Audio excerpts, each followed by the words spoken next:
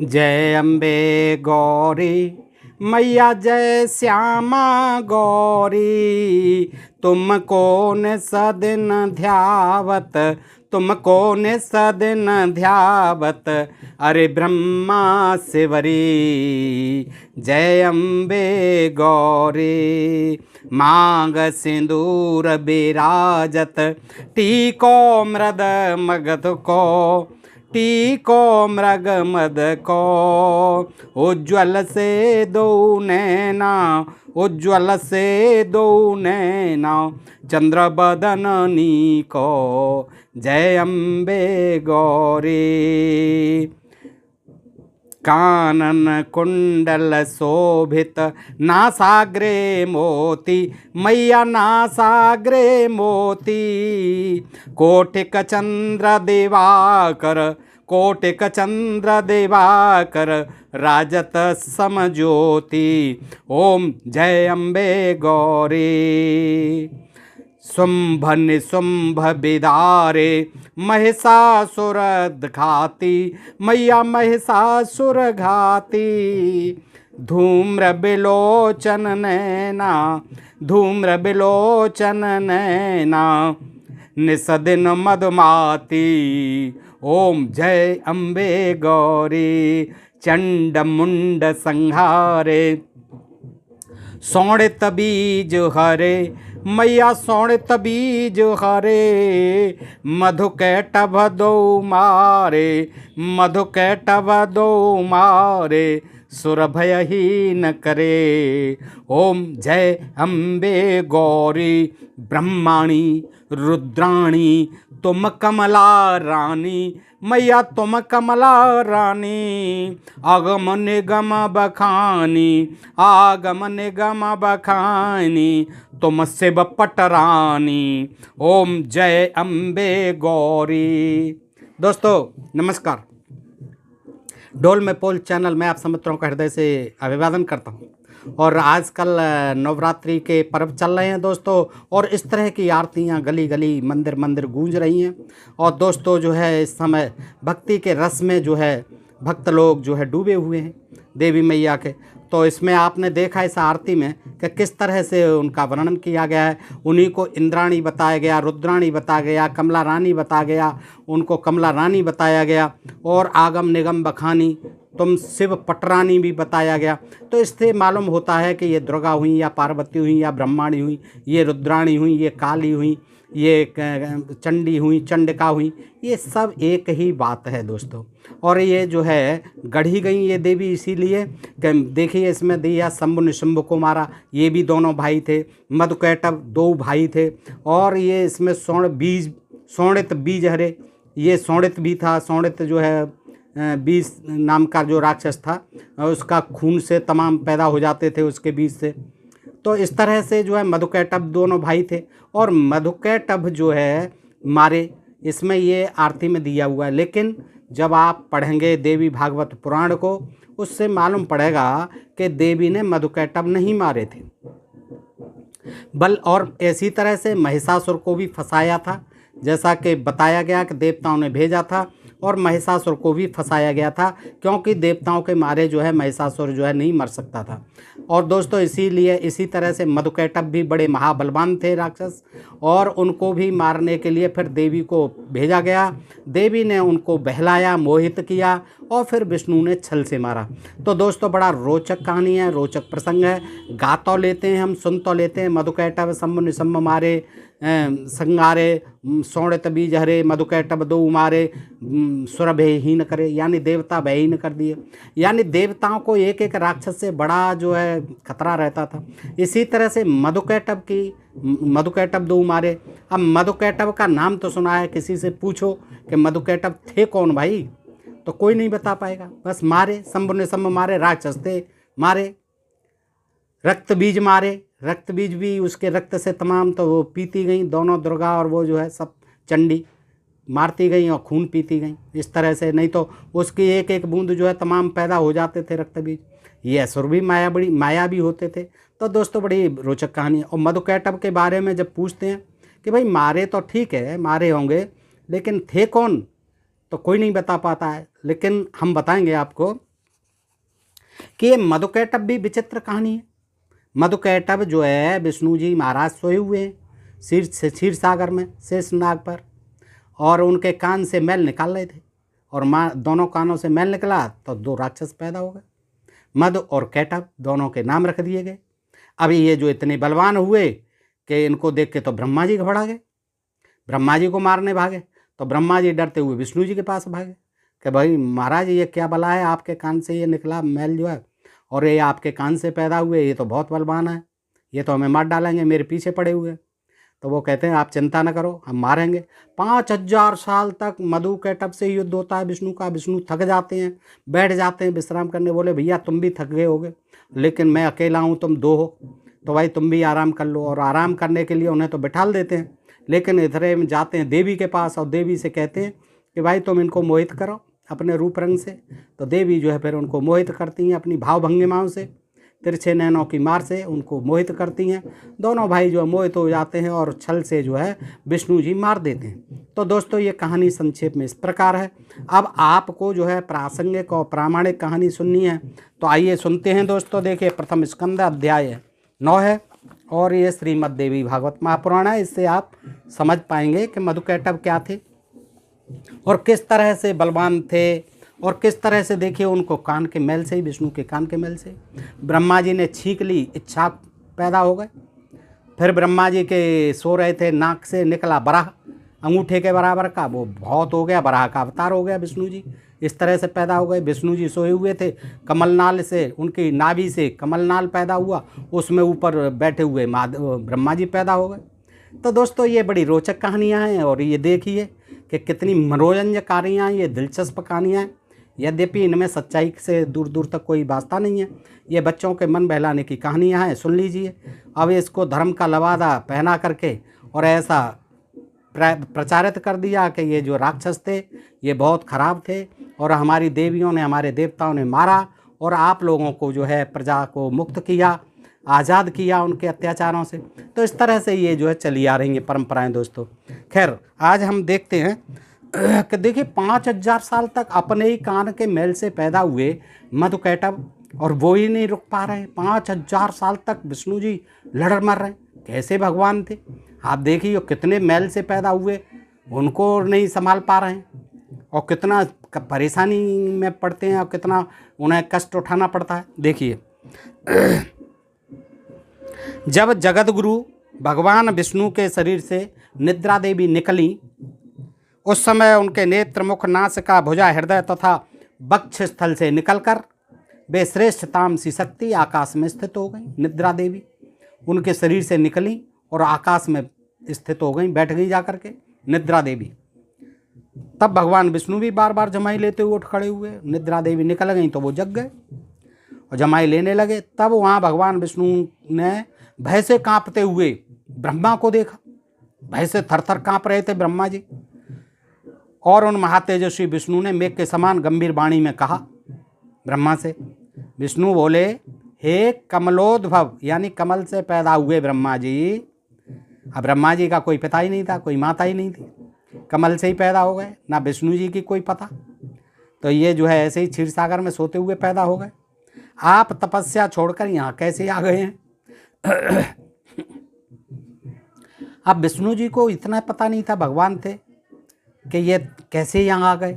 पूछते हैं उनसे कि हे कमलोद्भव ब्रह्मा जी, आप तपस्या छोड़कर यहाँ कैसे आ गए हैं? आप इतने चिंतित एवं भयभीत क्यों हो रहे हैं? तो ब्रह्मा जी बोले, हे देव, आपके कानों के मैल से 2 महादानव पैदा हो गए हैं। अब ब्रह्म विष्णु जी कहते हैं, हमें तो पता ही नहीं है भैया, आपने देख भी लिया कि हमारे कान में से कम मैल निकला, और उस कान के मैल से ही गणेश जी पार्वती के मैल से पैदा हो गए, बना दिए। ऐसे ही उनके कान से मैल से ही पैदा हो गए 2 राक्षस महादानव पैदा हो गए। विष्णु ब्रह्मा जी कहते हैं, जो महाभयंकर और महाबली हैं, जिनका नाम मधु और कैटभ है, उन्हीं दोनों के भय से मैं आपके पास आया हूँ। हे जगतपते, हे वासुदेव, आप मुझे भयभीत तथा किंकर्तव्य विमूढ़ की रक्षा कीजिए। मैं तो समझ नहीं पा रहा हूँ कि अब मेरा क्या होगा, मैं तो बहुत भयभीत हूँ। मुझे बचाइए, आप रक्षा कीजिए। विष्णु जी सुनकर के बड़ा अचंभा करते हैं, तो क्या कहते हैं, ब्राह्मण अब आप निर्भय हो जाइए, आप चिंता मत करिए, आप मेरे पास आ गए, मेरी शरण में आ गए। उन दोनों की मृत्यु निकट है, इसलिए भी यहाँ युद्ध करने के लिए आएंगे। कान के मैल से पैदा होते ही युद्ध के लिए भी आने लगे, और मैं उन दोनों दैत्यों का वध करूँगा। अब दैत्य कैसे हो गए, आपके शरीर से निकले हैं, वो भी मैल से, तो आपके शरीर कान का मैल है तो देवता ही होने चाहिए थे, अब उनको राक्षस कैसे बना दिया। खैर इस प्रकार भगवान विष्णु ब्रह्मा से कह ही रहे थे कि वे दोनों मतवाले महाबली दैत्य ब्रह्मा जी को ढूंढते हुए वहाँ पहुँचे। अब पता नहीं, अब विष्णु के कान से भैया निकले, ब्रह्मा जी से क्या लेना देना था, ब्रह्मा जी को मारने के लिए पीछे पीछे फिर आ गए।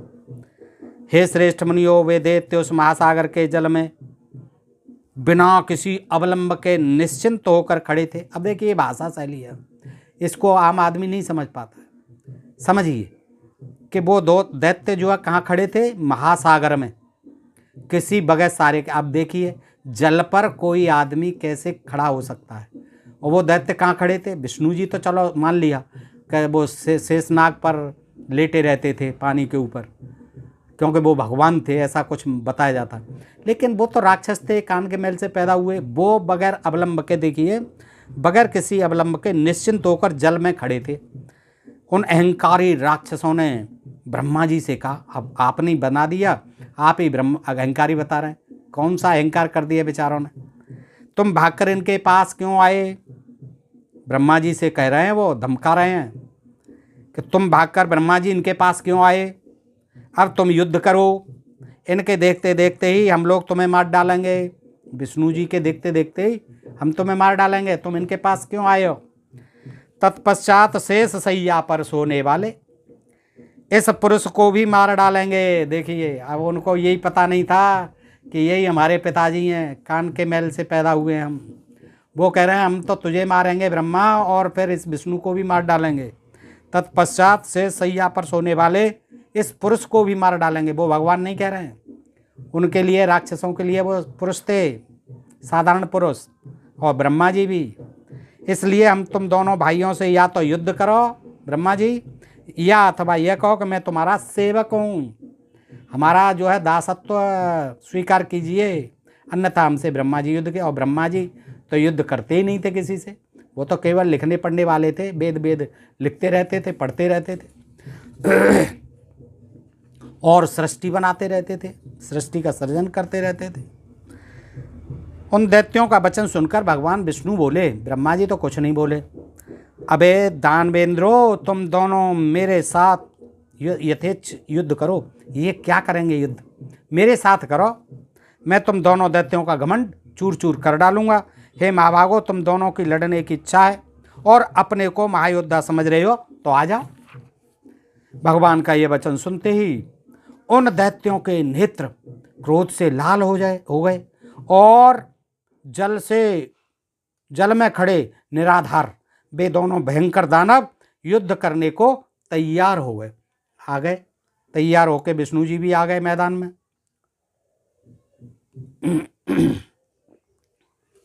इनमें मधुदैत्य कुपित होकर विष्णु से युद्ध करने के लिए शीघ्र ही चल पड़ा, और कैटब वहीं खड़ा रहा। दो मतवाले वीरों के समान मधु और विष्णु में बाहुयुद्ध होने लगा। बाहुयुद्ध होने लगा, देखो कोई तीर कमान नहीं है अभी, केवल जो है पहलवानी हो रही है। बाहुयुद्ध होने लगा। जब मधु थक गया तब कैटब उनसे लड़ने लगा।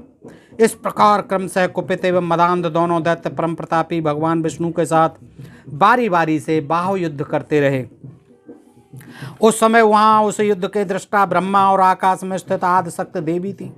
देवी देख रही थी ऊपर से, ब्रह्मा जी भी देख रहे थे। आकाश में चले गए ब्रह्मा जी के आकाश में चढ़ के देखेंगे।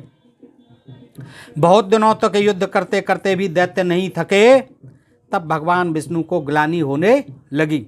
इस प्रकार जब युद्ध करते हुए 5000 वर्ष बीत गए, तब भगवान विष्णु उन दैत्यों की मृत्यु का उपाय सोचने लगे। 5000 वर्ष बीत गए। देखिए दोस्तों, बाहुयुद्ध करते करते, यानी एक तरह से पहलवानी करते करते, जोर आजमाइश करते करते 5000 साल बीत गए तीनों को, विष्णु को और मधु कैटभ दोनों भाइयों को। अब उनके विचार मन में आया कि मैंने 5000 वर्ष तक इनके साथ युद्ध किया, किंतु ये भयानक दानव न तो थके हैं, मैं थक गया। यह बड़े आश्चर्य की बात है, मेरा हुआ पराक्रम और बल कहाँ चला गया? ये दोनों मुझसे लड़ते हुए भी स्वस्थ हैं, मस्त हैं, इसका कारण क्या है? अब मुझे अच्छी तरह विचार करना चाहिए। इस प्रकार चिंता में पड़े हुए विष्णु को देखकर वे दोनों मतवाले दैत्य अत्यंत हर्षित हुए और मेघ के समान गंभीर वाणी में बोले, हे विष्णु, यदि तुझ में अब बलन हो अथवा युद्ध से थक गए हो तो सिर पर हाथ जोड़कर कह दो कि मैं तुम दोनों का सेवक हूँ, अथवा यदि सामर्थ्य हो तो हे महामते आओ हमारे साथ युद्ध करो। आज हम लोग तुम्हें मारकर इस 4 मुख वाले पुरुष ब्रह्मा को भी मार डालेंगे। उस महासागर में उपस्थित महामना विष्णु ने उनके वचन सुनकर सामनीति के अनुसार मधुर शब्दों में कहा, मैंने तो यहाँ, देखिए क्या गिड़गिड़ाने लगे विष्णु जी, क्या कहते हैं, यह सनातन धर्म है, सनातन धर्म की दुहाई देने लगे। यह सनातन धर्म है कि थके हुए, डरे हुए, शस्त्र त्यागे हुए, गिरे हुए एवं बालक पर वीर लोग प्रहार नहीं करते। भैया याद रखो मधु कैटभ, सुन लो कि ये हमारा सनातन धर्म है कि थके हुए पर, डरे हुए पर, शस्त्र को त्यागे हुए पर, गिरे हुए पर और बालक पर वीर लोग प्रहार नहीं करते। गिड़गिड़ाने लगे विष्णु महाराज, मैंने तो यहाँ 5000 वर्षों तक युद्ध किया, मैं अकेला हूँ और तुम दोनों भाई समान बल वाले वीर हो। कहाँ गई विष्णु जी की शक्तियाँ, सेनाएं? और दोनों बीच बीच में कहाँ गए इंद्र जी? और बीच में बारी बारी से विश्राम भी करते रहे हो। भाई तुम 2 हो, बीच बीच में विश्राम भी करते रहे हो। 5000 वर्षों से तुम दोनों मुझ अकेले से लड़ रहे हो, अब मुझे भी थोड़ा विश्राम कर लेने दो, तत्पश्चात मैं पुनः लड़ूंगा, इसमें संदेह नहीं है भैया, पक्की बात है। मैं बहुत थक गया हूँ, तुम तो 2 जने हो, 5000 साल से लड़ रहा हूँ, अब थोड़ा मुझे विश्राम की आवश्यकता है, मुझे भी विश्राम कर लन दो, तब मैं फिर आपसे लड़ूंगा। बलि एवं मदोन्मत्त तुम दोनों भी कुछ विश्राम कर लो भैया, तुम भी विश्राम ले लो, तब मैं विश्राम करके न्याय धर्मानुसार युद्ध करूंगा। भगवान विष्णु की बात सुनकर दोनों दानव भी युद्ध करने की इच्छा से कुछ दूर जाकर विश्राम करने लगे। उन्हें बहुत दूर बैठे देखकर चतुर्भुज भगवान विष्णु उनके मारने का उपाय सोचने लगे। छल कपट मन में आने लगा, विचार लगाने लगे। तो ध्यान की अवस्था में होकर विचार करने पर उन्हें ज्ञात हो गया कि इन दोनों को देवी के द्वारा इच्छा मृत्यु का वरदान प्राप्त है, इसी कारण वे थकते नहीं हैं। जब उन्होंने ध्यान किया तो उनको पता चला कि इनको तो देवी ने वरदान दे दिया है, अभयदान दे दिया है, इनकी कोई मृत्यु नहीं हो सकती, इच्छा मृत्यु का वरदान प्राप्त हैं ये दोनों। इसके बाद जो है ऐसा मन में विचार करते ही भगवान विष्णु ने आकाश में स्थित परम सुंदर स्वरूप वाली योग निद्रा भगवती शिवा को देखा। उन्हें देखते ही योगेश्वर अनंत भगवान विष्णु उन दोनों दैत्यों के विनाश के लिए हाथ जोड़कर वर प्रदायिनी भगवती भुवनेश्वरी की स्तुति करने लगे। हाथ जोड़ के जो है, हे देवी, हे महामाये, हे सृष्टि संहार कारिणी, हे आदि अनंत रहित, हे चंडी, हे भक्त मुक्ति प्रदायिनी शिवे, आपको नमस्कार है, हमारी रक्षा कीजिए। हमें बताइए कि ये दोनों जो है आपके वरदान से अभय प्राप्त हुए, ये कैसे मरेंगे? तो आपने उन्हें इच्छा मरण अद्भुत वरदान दे दिया है। यह जानकर आज मैं शरणदायिनी आपकी शरण में आया हूँ।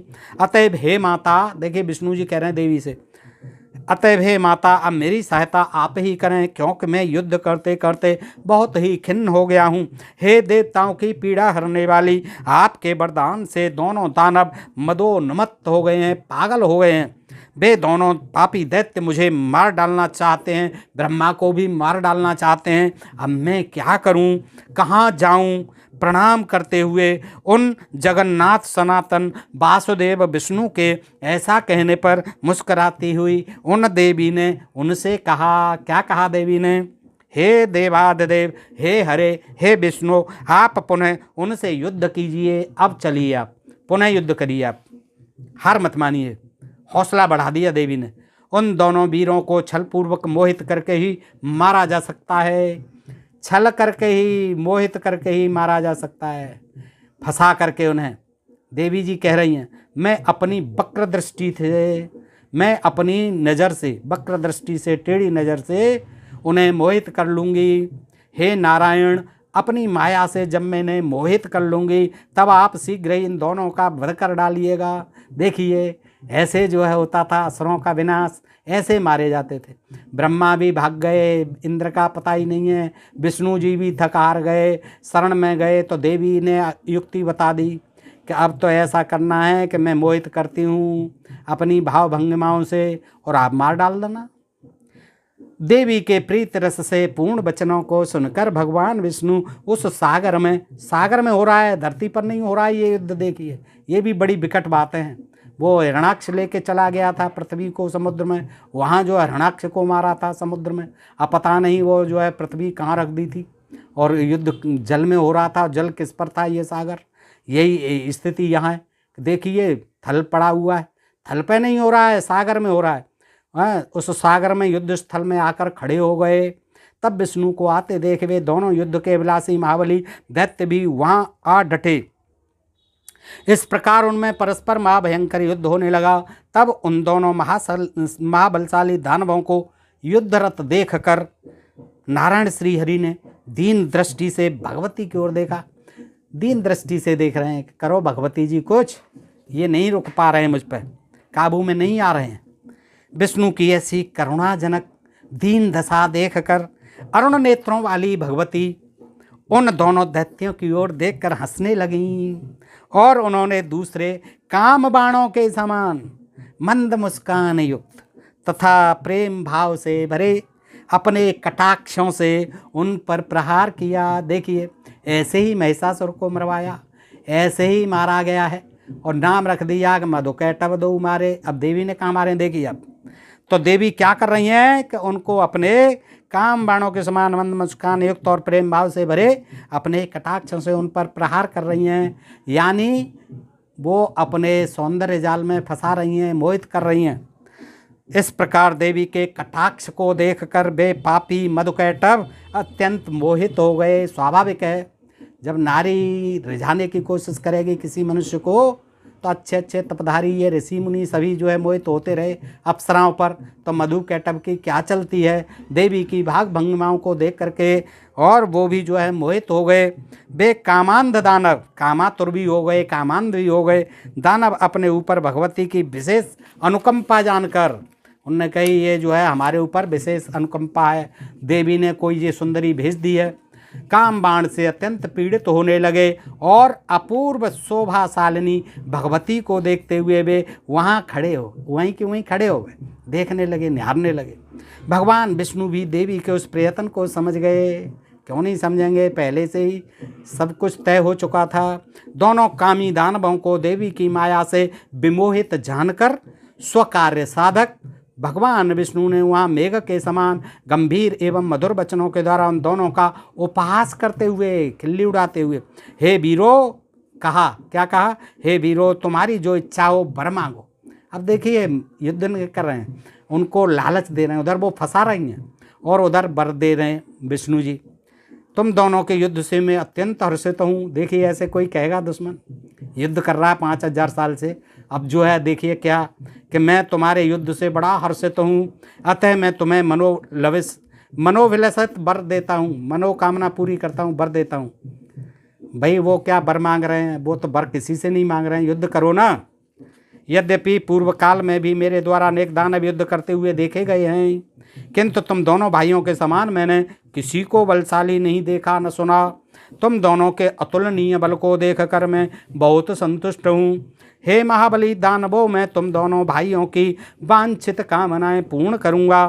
तो विष्णु का यह वचन सुनकर कमल के समान नेत्र वाले काम पीड़ित वे दोनों दैत्य जगदानंददायिनी भगवती महामाया को देखते हुए विष्णु से अभिमान पूर्वक बोले। क्या बोले? हे विष्णु, हम लोग भिखारी नहीं हैं, हम लोग याचक नहीं हैं, असुर अवश्य हैं, अतः आप हम लोगों को देना क्यों चाहते हैं? हम आपसे वर मांगे ही नहीं रहे हैं, आप हमें क्यों ज़बरदस्ती वर देना चाहते हो? हम कोई भिखारी नहीं है, कोई याचक नहीं है। हे देवेश, यदि आप लेना चाहें तो आप जो मांगिए हम दे सकते हैं। देखिए कितने बलशाली थे और कितने दानदाता थे, कितने शक्तिशाली थे कि वो उल्टे विष्णु से कहते हैं कि हम भिखारी नहीं हैं, आप हमसे मांगिए, क्या मांगना चाहते हैं हम देंगे आपको, क्योंकि हम लोग भिक्षुक नहीं हैं, दाता हैं। हे ऋषिकेश, आप अपना मनोविलसित वरदान मांगिए। हे वासुदेव, आपके अद्भुत युद्ध से हम लोग आप पर अत्यंत प्रसन्न हैं। आप भी हमसे 5000 साल से युद्ध कर रहे हैं, हम भी आप पर बड़े प्रसन्न हैं। मांगिए आप जो भी मांगना है। उन दोनों का वचन सुनकर भगवान विष्णु ने उत्तर दिया, यदि तुम दोनों मेरे ऊपर प्रसन्न हो तो यही वरदान दो कि तुम दोनों भाई अब मेरे ही हाथों मारे जाओ। लो, ये भी कोई वरदान हुआ?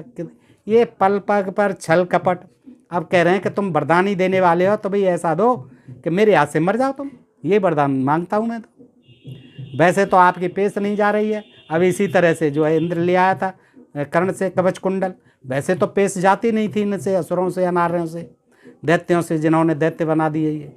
अब कहते हैं, गिड़गिड़ा रहे हैं कि भाई तुम्हें मुझे बलिदान देना है। मौके का फ़ायदा उठा रहे हैं कि ठीक है ये आ गए लाइन पर तो भैया दे दो, मेरे हाथ से मर जाओ। विष्णु का यह वचन सुनकर दोनों भाई चकित हो गए। अरे ये क्या मांग रहे हैं बर हैं? और अपने को उनके द्वारा ठगा हुआ समझकर शोक से चिंतित हो गए। लेकिन वो जबान के पाबंद थे, जबान दे चुके थे, तो वो कहने लगे कोई बात नहीं, चिंता तो करने लगे। कुछ देर के बाद मन में विचार कर संपूर्ण भूमि को स्थल रहित तथा वहाँ सर्वत्र जल ही जल देखकर उन्होंने विष्णु से कहा, हे जनार्दन विष्णु, आपने हम लोगों को पहले जो वरदान देने को कहा था, यदि आप सत्यवादी हैं तो पहले उस वांछित वर को प्रदान कीजिए। आपने भी तो कहा है, हमने तो दे दिया आपको, लेकिन आप भी तो कह रहे हैं कि वरदान मांग लो, तो आप भी दो हमें वरदान। हे मधुसूदन, आप हमें किसी निर्जल प्रदेश की सुविस्तृत भूमि पर मारिए, तभी हम आपसे मारे जा सकेंगे, अन्यथा नहीं। अतः हे माधव, अब आप सत्यवादी बनिए। देखिए इसको कहानी को किस तरह से मोड़ देते हैं। इन किन प्रकार ने जो है फिर विष्णु जी के हाथों से मारना है उन्हें, तो कहानी को किस तरह से जो है मोड़ देते हैं। वो कह रहे हैं कि वरदान भी दे दिया कि ठीक है हम मार दो हमें, लेकिन हमें ऐसी जगह पर मारो जहाँ जल नहीं हो, निर्जल प्रदेश की सुविस्तृत भूमि पर मारिए, तभी हम आपसे मारे जा सकेंगे। ऐसी कौन सी भूमियाँ हैं जहाँ जल नहीं हो, अन्यथा नहीं, क्योंकि वहाँ तो चारों तरफ जल ही जल भरा हुआ था। अतः हे माधव, अब आप सत्यवादी बनिए, मार सकते हैं आप हमें, लेकिन जो निर्जल प्रदेश की भूमि हो वहाँ मारिए। तब भगवान विष्णु ने अपने सुदर्शन चक्र का स्मरण करते थे, बुलाते थे उसे। तब उन दानवों से हंसते हुए कहा, हे महाभागो, तुम्हारे कथनानुसार निर्जल तथा सुविस्तृत भूमि पर ही मैं आज तुम दोनों को मारूंगा, तैयार हो जाओ। तुमने कह दिया तो अब मैं आपको निर्जल और बड़ी विस्तृत भूमि पर मारूंगा। ऐसा कहकर देवताओं के आराध्य भगवान विष्णु ने अपनी दोनों जांघों को विस्तृत कर दिया, जल के ऊपर ही स्थल दिखा दिया। यानी अपनी जांघों को इतना लंबा चौड़ा बना दिया कि वो भूमि सी दिखने लगी सागर के ऊपर, क्योंकि उन्होंने कहा कि निर्जल स्थान पर मारी। अब वो पता था कि यहाँ निर्जल भूमि है ही नहीं, लेकिन विष्णु जी ने क्या देखिए छल कपट कर रहे हैं, अपनी जांघों को फैला दिया, मीलों कोसों लंबी चौड़ी भूमि जैसी दिखने लगी। तो विष्णु ने अपनी दोनों जांघों को सुविस्तृत करके जल के ऊपरी स्थल दिखा दिया और उनसे कहा, दैत्यो देखो, यहाँ जल नहीं है, पृथ्वी है। अब देखिए इतने बेवकूफ़ थे, उनको पता नहीं पड़ रहा था कि ये इनकी जांघ है। अतः यहीं पर तुम दोनों अपना सिर रखो। ऐसे नहीं है, मार भी नहीं सकते, सिर रखो तो फिर मैं काट दूंगा, तो मेरी जांघों पर सिर रखो। ऐसा करने से ही आज हम और तुम दोनों सत्यवादी सिद्ध होंगे, तुम भी सत्यवादी सिद्ध हो जाओगे और हम भी सत्यवादी सिद्ध हो जाओगे। देखिए ये विष्णु जी का पराक्रम देखिए। उस समय विष्णु का तथ्यपूर्ण वचन सुनकर तथा अपने मन में विचार करके उन दोनों दैत्यों ने अपना शरीर बढ़ाकर हजारों योजन लंबा चौड़ा कर लिया। अब देखिए उन दैत्यों का भी कारनामा कि उन्होंने भी अपना शरीर बढ़ा लिया हजारों योजन। अब बताइए हजारों योजन, हजारों कोस, एक योजन में 4 कोस होते हैं, 8 मील होते हैं। अब हजारों योजन लंबा चौड़ा कर लिया। तब भगवान विष्णु ने भी अपनी दोनों जांघों को बढ़ाकर उससे भी द्विगुणित कर लिया। जो काम पहले ही कर लेते विष्णु जी, इतना 5000 साल तक परेशान होने की ज़रूरत क्या थी, पहले ही इस तरह से मोहित लेते और उनको बातों में फंसा लेते। तो अपने शरीर को फिर जो है उन्होंने हजारों कोस का कर लिया, अपनी जांघों को कर लिया। यह देखकर वे दोनों दैत्य बड़े विस्मय में पड़ गए, परंतु अपनी बात सत्य प्रमाणित करने के लिए उन्होंने अपने अपने मस्तक पर उस अत्यंत अद्भुत जंगे पर रख दिए। क्योंकि जवान दे चुके थे तो उन्होंने जो है उस जमीन पर जांघों को जमीन समझकर अपने सिर रख दिए। उसी समय भगवान विष्णु ने अपने सुदर्शन चक्र से जंगे पर स्थित उनके विशाल सिरों को वेग पूर्वक धड़ से अलग कर दिया। ये था, देखिए। और देवी की कविता गाते हैं, आरती गाते हैं, मधुकैटभ दो मारे। देवी का कहाँ यहाँ पे, देवी का तो ये था कि बस बातों में लगा लिया, अपने भाव भंगिमाओं से मोहित कर लिया उन्हें और उनकी जो है बुद्धि फेर दी। तो जो है विष्णु ने इस तरह से छल कपट से मारा। इसमें भी आप देखें दोस्तों कितनी सच्चाई है, कितनी वैज्ञानिकता है। ये सब काल्पनिक और कहानियाँ हैं, ऐसी गढ़ दी गई हैं। मधुकैटभ दो मारे, इस तरह से ना तो वो योजनों लंबे हो गए, ना उनकी जांघें लंबी चौड़ी हो गई। अब ऐसा ही होना था तो पहले ही कर लेते भगवान विष्णु जी, और फिर भी उन्होंने तो अपनी स्वेच्छा से ही, उनकी मूर्खता से ही उन्हें मारा है कि सो गए उनकी जांघों पर सिर रख करके, तो काट ही डालेंगे। ऐसे तो कोई भी किसी का आराम से बच्चा भी काट डालेगा। तो इसमें विष्णु जी की कौन सी महानता है, देवी की कौन सी इसमें महानता है कि मधुकैटभ दो मारे, शंभु निशंभु बिदारे, महिषासुर घाती। कहाँ इसमें जो है, ऐसे ही महिषासुर को मारा था और महिषासुर को भी कह दिया कि भैंस से संभोग किया था, तब वो महिषासुर जो है पैदा हुआ। ये कान के मैल से दोनों पैदा हो गए मधुकैटभ, और अपने कान के मैल से जो है इतने बलशाली हो रहे हैं कि मरे नहीं, मार रहे जा रहे हैं 5,000 साल तक। तो देखिए क्या अद्भुत कहानियाँ हैं, क्या मज़ेदार कहानियाँ हैं हमारे इन धर्म ग्रंथों में। पढ़िए दोस्तों, इनकी सच्चाई को समझिए कि भाई उस समय मनोरंजन के लिए, अपना जो है रोजी रोटी चलाने के लिए, आजीविका चलाने के लिए इन ब्राह्मण ऋषि मुनियों ने ये लिखे थे। आज इनकी कोई प्रासंगिकता नहीं है, ना उनका कोई महत्व है, लेकिन आज भी इनकी कथा कहानियों को पढ़ करके लोगों को बेवकूफ़ बनाया जा रहा है, समाज में अंधविश्वास फैलाया जा रहा है, पाखंड फैलाया जा रहा है, ऊंच नीच जातवाद छुआछूत फैलाया जा रहा है कि ये तो शूद्रों को पढ़ने का ही अधिकार नहीं है, शूद्रों को मंदिरों में जाने का ही अधिकार नहीं है, शिवलिंग पर जल चढ़ाने का ही अधिकार नहीं है। आज भी ऐसी बातें होती हैं। क्यों, ये कब तक चलता रहेगा धर्म के नाम? धर्म का काम इंसान के प्रति प्यार, उदारता, समानता, भाईचारा, बंधुत्व, ये होना चाहिए। सारे विश्व को एक होना चाहिए। कहने को कहते हैं वसुधैव कुटुंबकम, और वहाँ वसुधैव कुटुंब की बातें करते हैं, और इधर जो है अपने ही बहुसंख्यक शूद्र भाइयों को जो है मंदिरों में जाने से रोकते हैं। देवी देवताओं की कथा कहानियाँ, कानों में शीशा पिघला दिया जाता था ये कहानियाँ सुनने के लिए। संस्कृत में लिख दी, लोग कुछ समझ नहीं पाते थे। अब आप पढ़ते हैं तो देखिए इनमें कितनी सच्चाई है। मैं नहीं कहता, आप खुद पढ़िए। प्रथम स्कंद अध्याय 9 है। तो मधुकैटभ, आप सोचिए, कान के मैल से कैसे पैदा हो जाएगा, वो भी इतने बलशाली कि विष्णु के मैल से पैदा हो रहे हैं और विष्णु को ही छका रहे हैं, और विष्णु से ही नहीं मारे जा रहे हैं। देवी को भी आना पड़ता है और देवी को भी काम वो फेंकना पड़ता है उन पर अपना इंद्रजाल, मायाजाल, तब वो मोहित किए जाते हैं। तो दोस्तों इस तरह की ये कहानियाँ हैं और बगैर सोचे समझे ये प्रचारित कर दी गई हैं। लोग जो है जानते हैं नहीं कि मधुकैटभ कौन थे, क्या बला थे, किस तरह मारे गए थे। बस रटा दिया, अच्छी जो है ये आरतियाँ बना दी और गा रहे हैं और चल रहे हैं ये सब। तो दोस्तों आज का प्रसंग यहीं समाप्त करते हैं। बताइए आपको ये प्रसंग कैसा लगा। अच्छा लगा हो तो अपने अधिकाधिक मित्रों में शेयर करें। दोस्तों अपने प्रिय चैनल ढोल में पोल को सब्सक्राइब करते रहें। दोस्तों आज के लिए इतना ही। सुनने के लिए आप सब मित्रों का हृदय से आभार। नमस्कार, जय हिंद, जय भारत दोस्तों।